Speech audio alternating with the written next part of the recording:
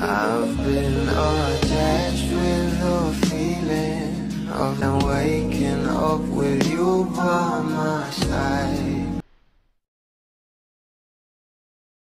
Ninang madaling araw nga guys ay nalaman nga natin na ito nga ang ating Don Bell na sila Donnie at Belle ay balik Pinas na.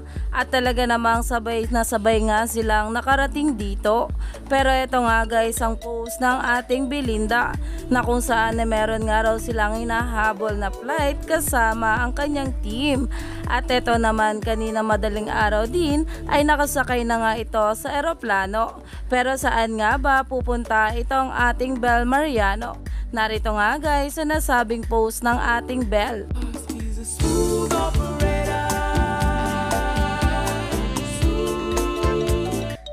Abang-abang na nga talaga ang bawat paayuda sa atin ng ating Don Bell na sila Donnie at Belle Mariano.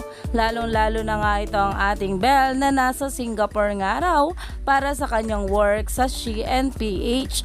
Kaya naman, stay tuned lang tayo for more updates sa ating Donnie at Belle sa mga susunod na araw pa.